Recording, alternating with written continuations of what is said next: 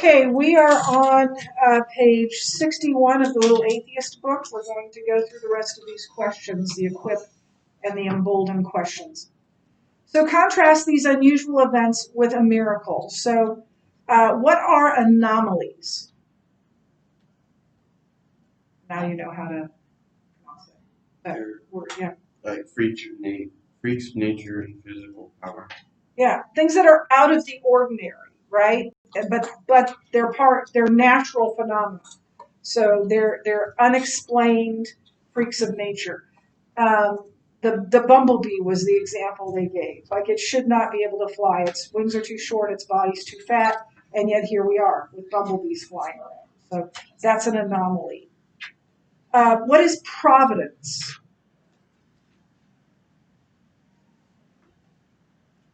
Events caused by God indirectly, where God uses natural laws to accomplish.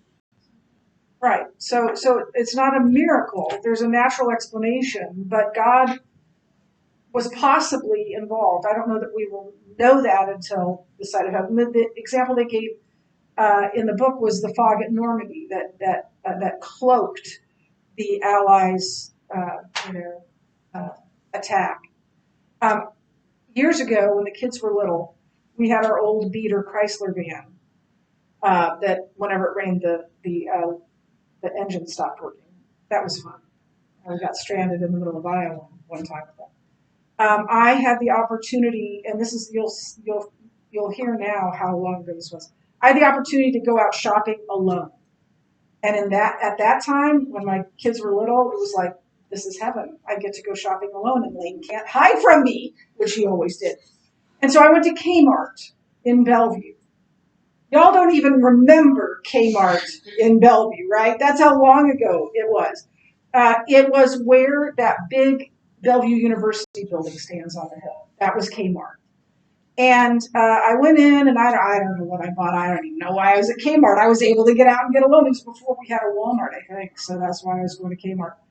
That's a long time ago. And I didn't have a key fob back then. So I put my key in the door, and I turn it, and I hear it unlock, and I grab the handle to open it, and it's locked.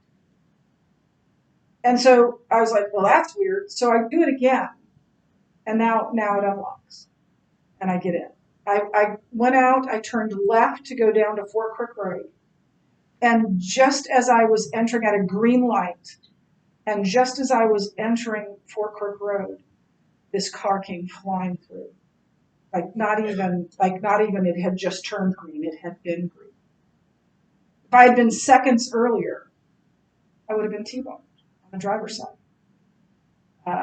Was that God? Maybe. I don't know for sure. It sure felt like it, and I praised him, right, in the moment. And so that's providence, right? That's God indirectly working. What is psychosomatic, or what are psychosomatic events?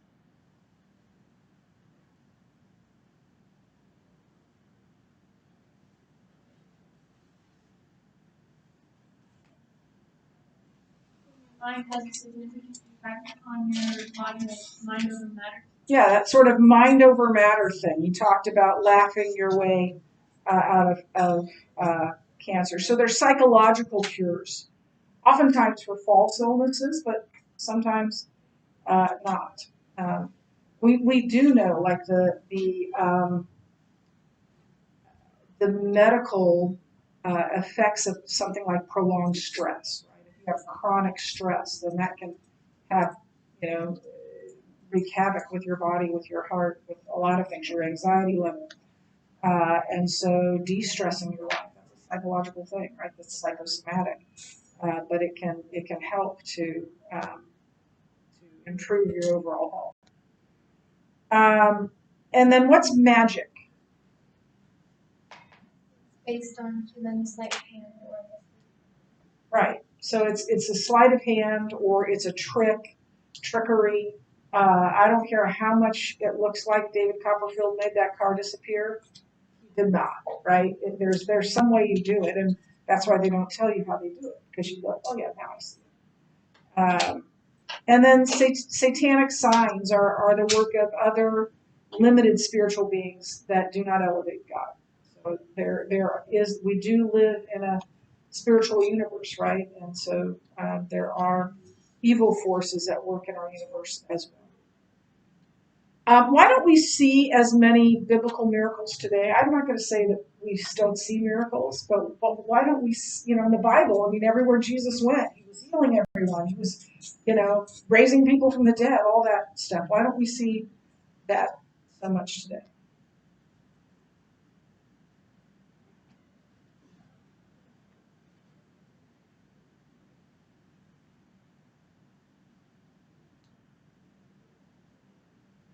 God is not confirming any new revelation and thus does not have a main purpose for performing Right. So a main purpose is to confirm a message and or a messenger, right? And there is no new revelation. Something can be a revelation to you, or something can be new for me, or something like that. But there's no new revelation now that we have the Bible. But the other thing is that it's a misconception that in the Bible miracles happen all the time. They don't happen all the time. Read through Judges. Read through Chronicles. You'll see very few. Gideon. You'll see a few, but even that probably wasn't a miracle. It was a really smart military move, right? And the people killed each other. The hand of the Lord didn't come down and slay them, right? So the miracles aren't happening all the time in the Bible. They're actually occurring in punctuated brief time periods, like when Elijah and Elisha were around in the time of Jesus and the early church. And those were times when God was confirming a message and confirming messengers. Um, so engage. So the last page. Um, So now that you've studied points 1 through 5 in the book, write down a brief defense of natural revelation that proves theism to be true. How does natural revelation, which everybody sees, but not everybody believes is natural revelation, how does that prove God?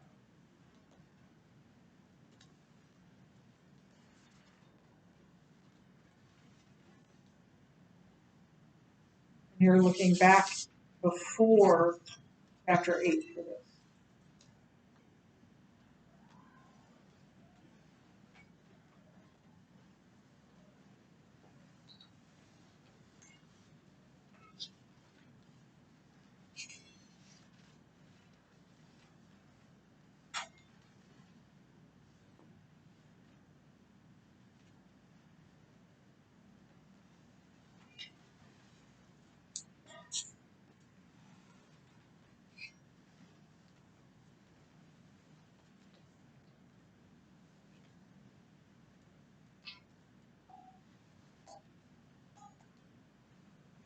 What do we learn about the universe?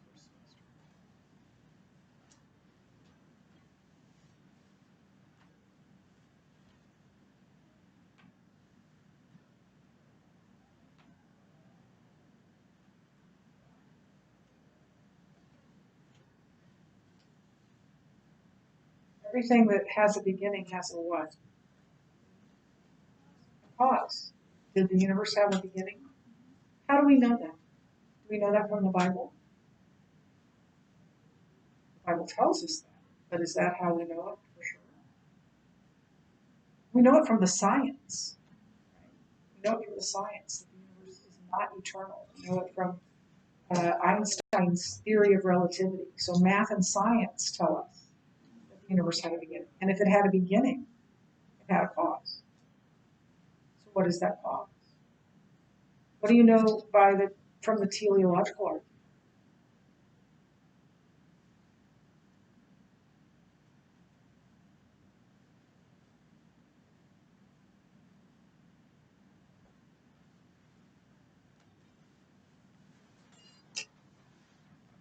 Everything that has a design has a what? A designer. Does the universe have a complex design? Very complex and very specific, right? We've got all those anthropic constants, dozens and dozens of anthropic constants that if they were changed even just a little bit, there wouldn't be life on Earth. And all of those anthropic constants don't just point to there being our solar system. They do, but they specifically seem to point, and this any atheist worth his salt would, or her salt would say this. They seem to point to something or someone creating the universe so that there might be life on Earth. So if there's a cause, and if there's a designer, and then the third argument was the moral argument, which is that we live in a moral universe, then doesn't it make sense, and there's a whole lot more in there, that there's a theistic God, right? This is a theistic universe, a personal God, a God who looks a lot like the God of the Bible.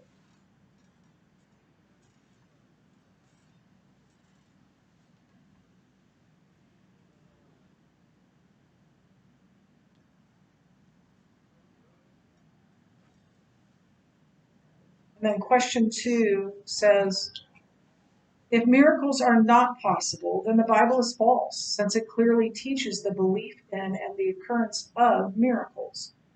Therefore, utilize all that you have learned so far and offer a reasonable response to this objection. Since miracles contradict science, they cannot be.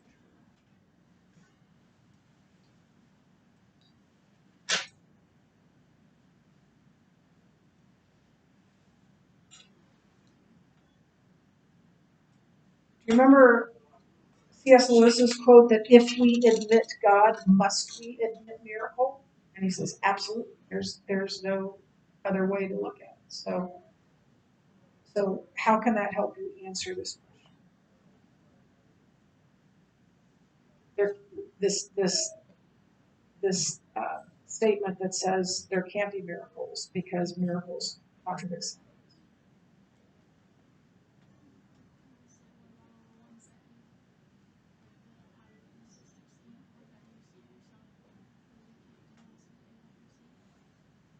Yeah, but the answer to that is going to be, but I haven't seen that. Or maybe there's an explanation. I don't know the explanation, but maybe there's an explanation. It goes back to question 1. If we've proven there is a God who created the universe, that very creation out of nothing is the greatest miracle ever. And if we have a God, if there is a God who created the universe, he can do whatever he wants inside that universe, right? He can do whatever he wants outside that universe too. The box is open, and he can manipulate that however he chooses. So if we admit God, we have to admit God. I mean, it says, since miracles contradict science, they cannot be true. But God created science, right? He's above science. And science is true. True science is true. But it's not the only thing that's true.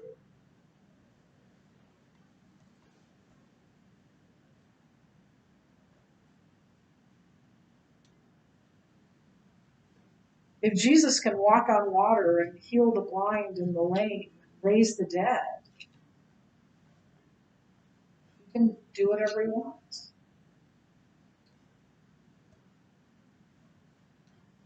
He's more powerful than science.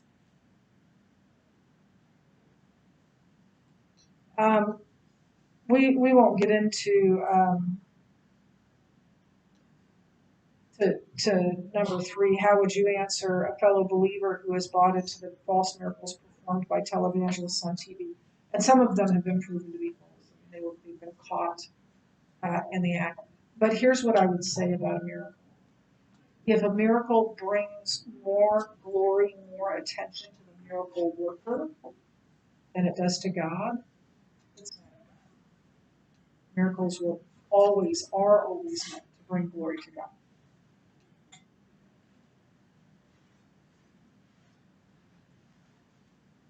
Any questions?